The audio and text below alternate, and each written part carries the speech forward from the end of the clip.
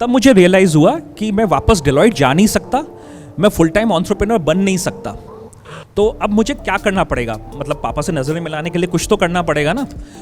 तो मैंने, होता क्या, ऐसा कहा जाता है कि जब आप लाइफ में बहुत कंफ्यूज होते हो ना, तो आपको एक ही सॉल्यूशन दिखता है, MBA।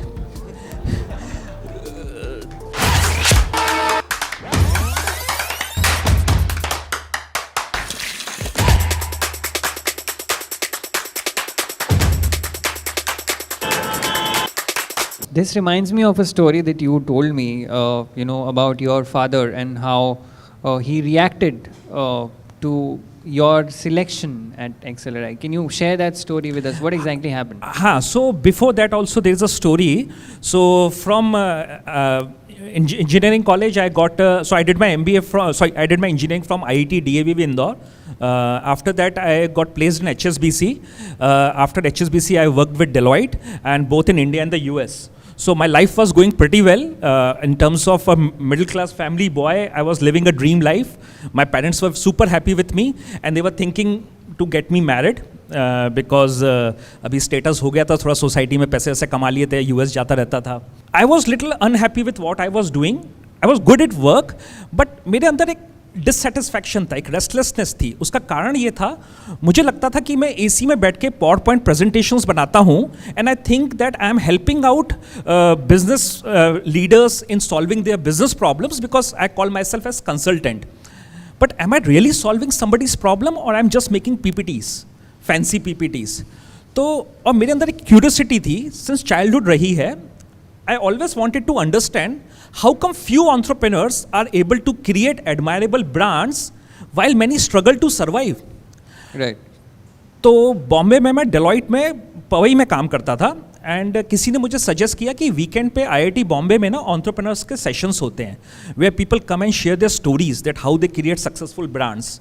So I started attending those sessions. बहुत अच्छा लगता था मुझे. ऑफिस के बाद जाता था, वीकेंड्स पे जाता था. So IIT Bombay became a place where I used to spend my weekends. So there I got to know about a non profit organization called TIE, the Indus Entrepreneurs. It's Silicon Valley based organization, world's largest in terms of fostering entrepreneurship. So from IIT I got to know about them. I started volunteering with them because जब मैं volunteer करता था ना, तो मुझे बड़े बड़े entrepreneurs के आसपास घूमने का मौका मिलता था. मैं पानी भी पिला देता था, मैं बात भी कर लेता था, मैं एयरपोर्ट से रिसीव भी कर लेता था, बिकॉज मुझे उनकी कहानियाँ सुनना बहुत अच्छा लगता था. So this was just a way and means to achieve that. TIE team को मेरा पैशन बहुत अच्छा लगा, तो उन्होंने मुझे बोला कि we will offer you 2-year fellowship. You can do something full time that you love to do. You run our mentoring and education program in Bombay and help in fostering entrepreneurship. So basically you will meet entrepreneurs who are facing challenges and will connect them with other successful entrepreneurs who can help them. I liked that opportunity. I discussed with my father. He was against of it कि Deloitte में America जाते हो, अच्छा पैसा कमाते हो, non profit में काम करोगे. Suddenly he was little shocked. लेकिन मैंने उनकी बात नहीं मानी. मैंने अगेंस्ट हिज विशेस जॉब छोड़ दी और टाई ज्वाइन कर लिया. तो उस दिन से मेरे और मेरे फादर के बीच में बातचीत बंद हो गई. तो 2 साल तक तो हमने मम्मी के थ्रू ही बात की थी, या कभी बात भी होती थी तो मुझे डांट ही पिटती थी. देख उनका लड़का फिर अमेरिका चला गया और उसका प्रमोशन हो गया, तेरे बहुत सारे शर्मा जी के बेटे दिखते थे आपको, इसके बाद क्या करेगा. तो मेरे पास किसी चीज़ का आंसर नहीं था.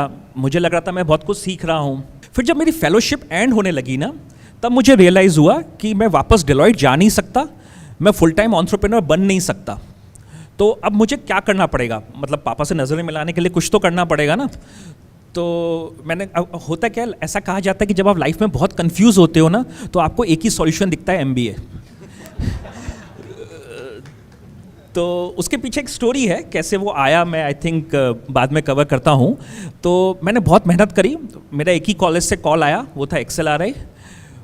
मुझे आज भी वो रात याद है. रात को 12 बजे मैंने रिजल्ट देखा कि मेरा XLRI में हो गया है. तो पापा मम्मी दूसरे रूम में सो रहे थे. मैं जाके मम्मी को कान में बोलता हूँ, मम्मी मम्मी मेरा XLRI में हो गया.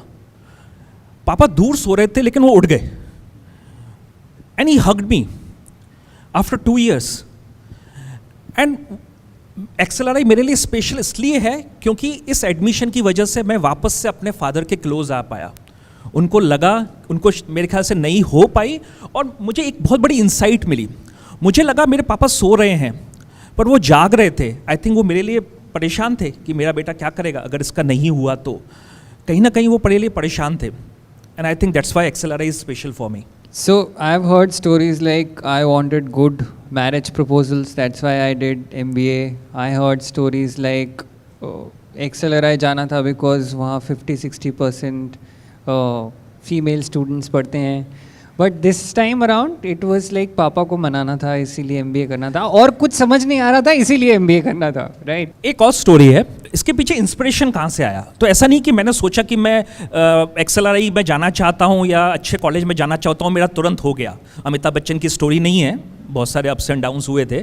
तो मैंने इससे पहले भी 4 बार ट्राई किया था, मतलब with my job during HSBC and Deloitte, मेरा नहीं होता था, अच्छे परसेंटाइल नहीं आते थे। तो मैंने 4 अटैम्प्ट्स पहले भी दिए थे कैट और जेड के, मेरा डिसेंट स्कोर नहीं आया था। And I think somewhere it was a last chance for me, मेरे को अपना बेस्ट इनपुट देना था। बट इसके पीछे एक इंस्पिरेशन आया कि मैं कैसे निकाल पाया एग्ज़ाम।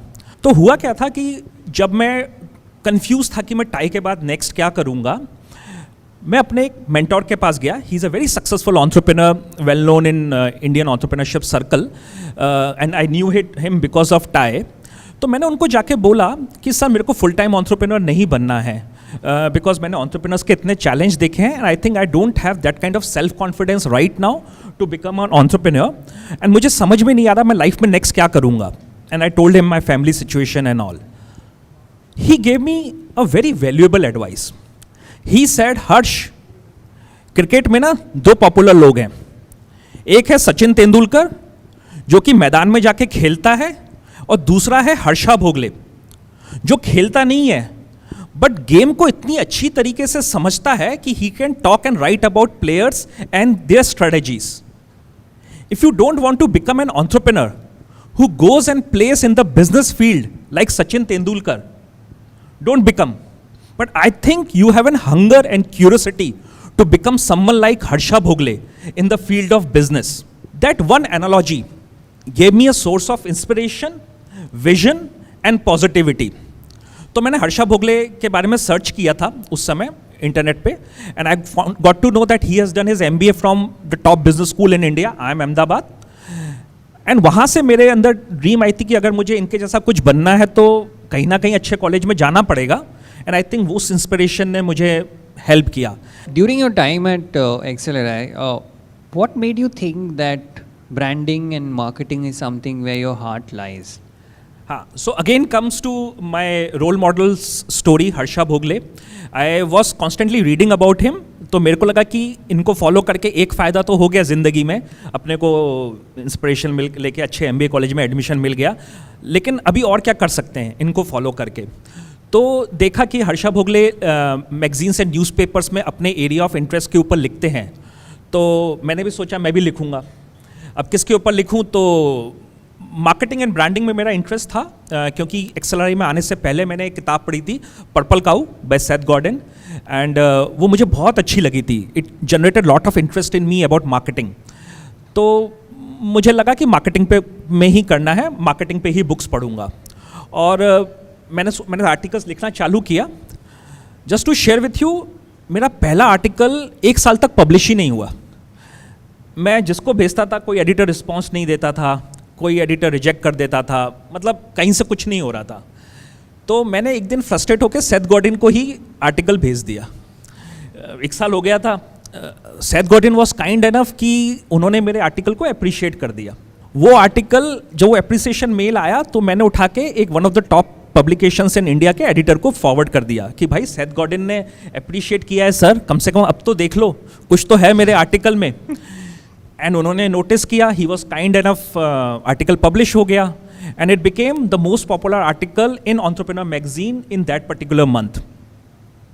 वहाँ से मेरी आर्टिकल लिखने की जर्नी चालू हुई, and I started writing on marketing and branding, and because I was writing I had to study a lot. तो मैंने XLRI की लाइब्रेरी को बहुत यूज़ किया है, मतलब जितनी फीस उन्होंने चार्ज की होगी उससे डबल यूज़ किया है। राइट। वहाँ पे मैं बुक्स पढ़ता रहता था, सीखता रहता था, एंड आर्टिकल्स इन अ वे लिखना चाहता था, तो लर्निंग्स चालू हुई। ग्रेट। प्लेसमेंट्स के लिए बैठे थे आप? हाँ, ये भी बड़ी इंटरेस्टिंग स्टोरी है।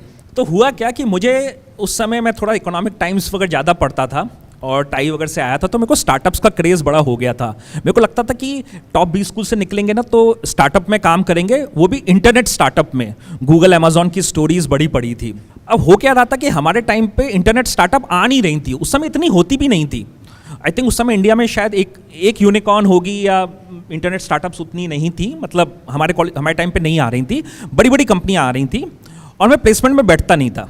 तो मेरे एक प्रोफेसर हैं, मुझे बहुत लाइक करते हैं, उनको पता चला कि क्लास में काफ़ी बच्चों का हो गया है, हर्ष पमनानी का नहीं हुआ है प्लेसमेंट।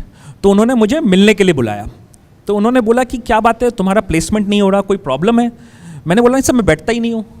तो क्यों नहीं बैठते हो? तो मेरी पसंद की कंपनी नहीं आ रही है, मैं तो इंटरनेट स्टार्टअप में काम करना चाहता हूँ, VC फंडेड कंपनी में काम करना चाहता हूँ, आ ही नहीं रही है।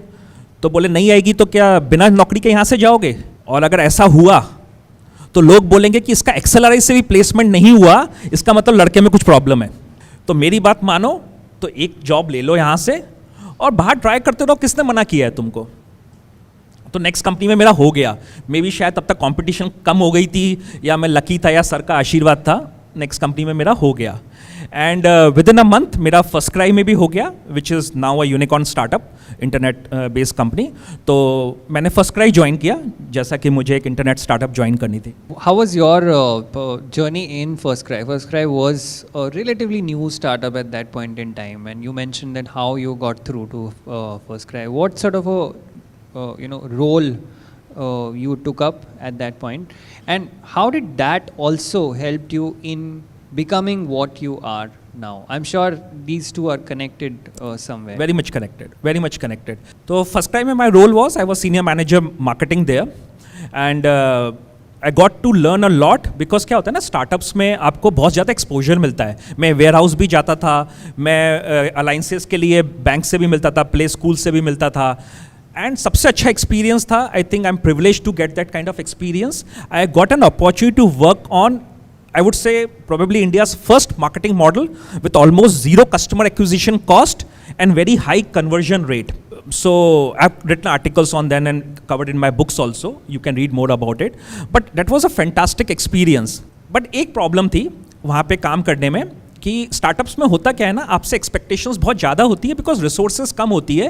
And first cry was also competing at that time with Amazon and Flipkart's which were more funded. So definitely आपको बहुत जल्दी कॉन्सेप्ट्स को प्रूव करना होता है। और मैं कहीं ना कहीं अपने राइटिंग के पैशन को भी कंटिन्यू करना चाहता था। एंड स्टार्टअप्स में क्या होता है कि आप साइड हसल्स पे उतना फोकस नहीं कर पाते because 6 days in a week आपका काम पे ही जाता है।